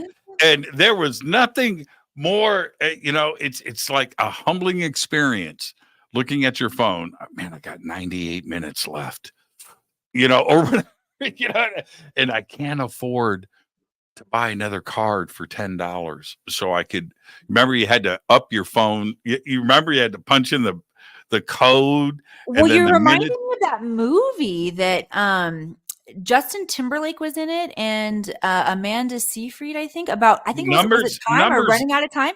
Yeah. I wonder if the writers got that concept from that we had to buy more minutes for our cell phone, and what you described was just how they experience life. Like you start running out of minutes and then you're done.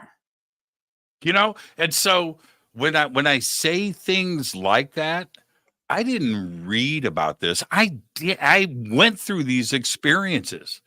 I went through all of these. So you've got to have a vision, act on it. I was in that position of not having anything. Yeah. So what are you going to do? You have to figure out a way to move this thing forward and look at your options and play them out. And it's some of it too. Let's talk about this. Some of it is self-healing. You have to go through that. For me, I'm a man, so I'm going to say it in a male perspective. You have to man up, right? Man it on up. You have to man up and be willing to look at yourself and get the self-healing, at least admit to it and understand it. Well, it's a self-purification. And it's part of what we go through in an initiation process. So if you're going to get access to your greatest genius and all of your powers restored, the guides don't want you to fuck it up again. Your higher self doesn't want you to fuck it up again. So you go through an initiation, and that's this cleansing process. It's this karmic clearing process. When I say that you start to comprehensively read your records, that's what you're doing, is you're reading and understanding and clearing this karma. Important for two reasons. One, because you're carrying a lot of density around because you haven't looked at these things, and that density takes up space, so you don't tap into those higher thoughts. All right. That's one reason we got to get it cleared. The other reason, maybe in why I explained the second reason, because we're carrying a lot of density around and we can't vibrate high enough. I can't remember the other reason. Well, okay, but let's stay on the first reason. That's important enough reason, right? Yeah, right. Why you have to get rid of it. I know. No. Sorry. I'm sorry. It's hugely important. Hugely important. And sometimes when things are hugely this important, my mind blips. It's so we don't fuck ourselves up with it again and each other. Because if we haven't cleared our own karma and we can't truly love ourselves, we've got to get to a place where there's self-love. And I love myself so much, Jimmy, that I see the love in you and I'm going to love you. And everything that I'm going to call through at this point forward is for the highest good of myself and everyone connected to me. If we don't initiate through self-love, you will get locked out of the records, because there's the potential to weaponize them, even unknowingly weaponizing them, if we don't truly know and love our own self, right? That's why this self-purification is so important. So because we're carrying density that's blocking us from our genius, right? And we're not going to get access to all of the information if we still have the potential to blow ourselves up. And it is the fear of repetition, the fear of amnesia, of forgetting your past screw ups, right? And then going back to it again. Is that kind of fear an okay fear to have? That I know, I remember what that was like, and you know what? I'm not going back. That's an okay fear. Yeah, right? I think that's data. It's feedback that is informing us and helping us to make a better decision this time. I don't feel like there's a charge necessarily to that. It's not like, oh man, I'm so afraid that that's going to happen again. It's like, actually, I'm not going to make the choices to choose that again. See, oh man, I'm afraid it's going to happen again. That's victim fear. Healthy fear is, oh yeah, I remember. That's not what I want and choose this time. I choose differently. And why is it? Let's address something directly. Why do so many, that includes me, not now, but used to, that we want rescue? We want somebody to come in and fix it for us. Why? And it's the opposite of the victim game. Because we're starseeds and we got dropped off here and we're all sad about it. And we have a core abandonment wound that we're working out, that we've got to get worked out for them to come back. So again, to bring this all back to disclosure, if they were to come here and hang out for a bit and then take off, we would be heartbroken. I'm telling you, it's going to bring up everything of all of that emotional trauma that we haven't processed yet. All the places we got left in relationships, all of the times when we've lost civilizations because we're collectively tapped into a particular past lives. Right. All of that information is held within yourselves too. And until you negotiate that, until you heal that, they can't come back and trigger all of that pain and trauma in us again. Well, and there's a way to spin that around, right? Okay, so yeah, it sucks. Yeah, that would be a horrible feeling to go through. But we know that there's a future for us. Well, yeah, we only actually go through that feeling, though, if we assign meaning to the victim experience. Right. And that's what we're learning not to do. That's where we're taking full responsibility for ourselves and saying, I'm actually not a victim. Where did I participate? Oh, yeah, it hurts. I feel the physical disconnect, and I know the bigger picture. Right? And the opposite of that would suck more, that they didn't show up. That would actually be worse. Well, I think that's what motivates change a lot, is when we're more afraid, and it sucks more to stay where we're at than we are to step into the unknown. That's right. That's 100%. I used to make a joke about that, Emily. I wanted to talk about our picture that we took a few months ago. But anyway, so let's not let that go. Just remind me of that. But I used to joke about this, in that if we are told that it is a fact that we are alone in the universe, right? And we're told it, like, it's a fact. That's it. That's it. Then there's no reason to save the planet. There's no reason to do anything. Let's just party. Let's just burn this thing to the ground, right? That erases hope. That erases our future. To drop that. No. So if we find out, that yes, there's life out there, that gives us a reason to take care of clean our room a little bit. Right? It gives us vision, right? It gives us vision. And I can say it sounds like a joke, like funny, ha, but I think that would be some really heavy trauma. I don't want to know that we're all there is. Oh man, that would, well, be a good reason to do really good drugs, I guess. Yeah. That would just really, that would really mess up the planet. That really would. We need the opposite. Now back to the picture. So you were talking about our connection, right? And so everybody, there was this moment, and Emily's coming by with your mom, right? Weren't you with your mom? Okay, you're actually speaking of the expo before the last. Yeah. You were last one. Yeah, Contact in the Desert. We missed each other, but we got to hang out a little bit at Conscious Life Expo in LA. And yes, I was with my mom. So Emily's walking by, and obviously radiant, like a red dress or something. And if I remember, and so Emily, Jimmy, you got to meet my mom. And I was like, and so your mom, I think, took this picture of us, right? If I remember correct, I could have it wrong. Anyway, but we took this picture, and the two of us are so happy in the moment. But what was crazy were the comments. Oh, right. Because we were both so happy in the moment. It was just a great picture. And I only bring that up because of the way that you were glowing, and you're with your mom and you're walking through, and it was just so great for us to have that connection. And it was caught in that image, and people saw it, and I loved it. That's cool. I don't think I've even seen this red dress picture.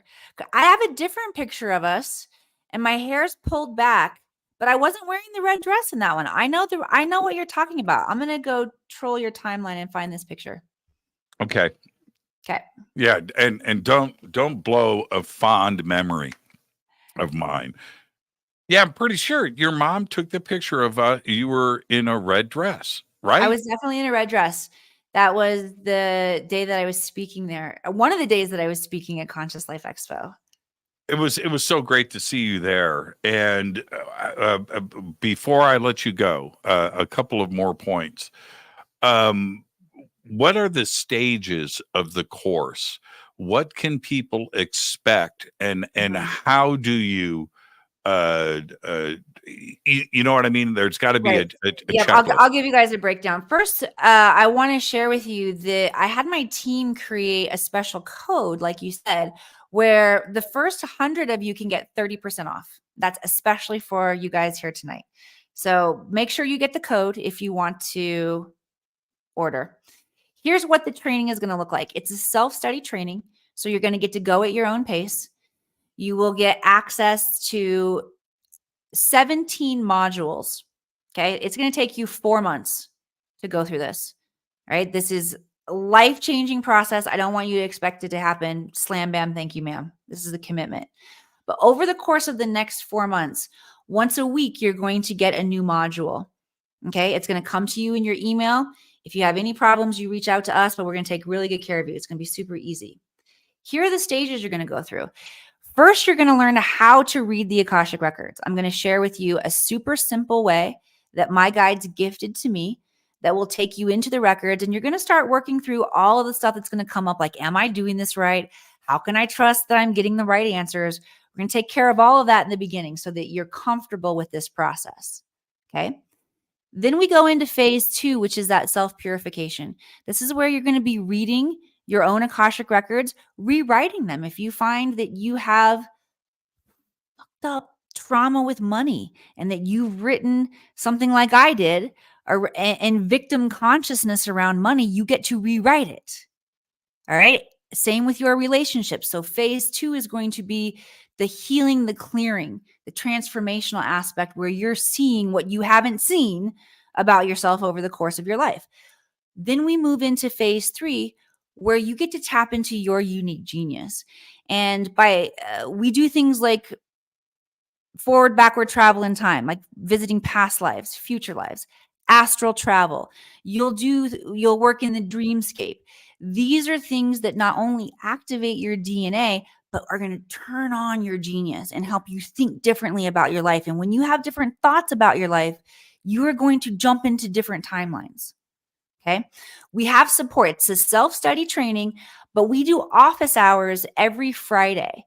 So you'll also get an email that will remind you can come to office hours and you can work with my coach, Coach Kelly, and ask her any course-related questions that you want. Okay. This is the self-study program. There's also opportunity to train directly under me. If that's something that you're interested in, then dive into the self-study and send me an email, emily@theakashicacademy.com. And we'll make sure to get you upgraded. Man, sign me up.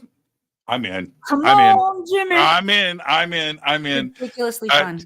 Emily, I love you so much. And just thank you. Love you too. I don't want to go. We need to do this more, and so, Emily, for everybody, I'm going to say this because I'm very aware of this. Emily spends a lot of time on social media and constantly doing stuff there.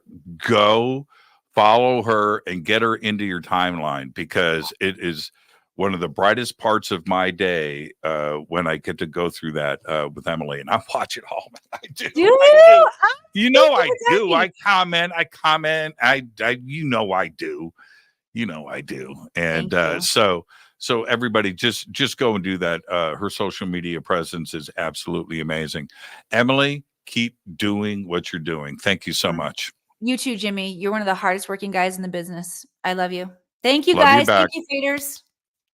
Bye. Emily Harrison. Perfect show. Thank you, Emily. Thank you, Have guys. a great night. Have a great night. And thank you, Bill and John and Jessica. We've got the promo code up there for everybody and the links. The links to AkashicAcademy.com. Learn to read Akashic Records. The links for that are below. We've got the promo code. Go and get signed up. And also, please go and follow Emily on social media. It's a great part of your day, and go and experience that. With that, I'll see everybody tomorrow night. We have got Ron James on tomorrow. We will be doing and breaking 4 new ET and UFO cases tomorrow night on Fade to Black. Until then, go back, Lee Tappy. Fade to Black is produced by Hilton J. Palm, Renee Newman, and Michelle Freed. Special thanks to Bill, John, Dex, Jessica, Dennis, and Kevin. Webmaster is Drew the Geek. Music by Doug Aldrich. Intro, Space Boy. Fade to Black is produced by KJCR for the Game Changer Network. This broadcast is owned and copyrighted 2024 by Fade to Black and the Game Changer Network, Inc. It cannot be rebroadcast, downloaded, copied, or used anywhere in the known universe without written permission from Fade to Black or the Game Changer Network. I'm your host, Jimmy Church. Go back, Lee Tappy.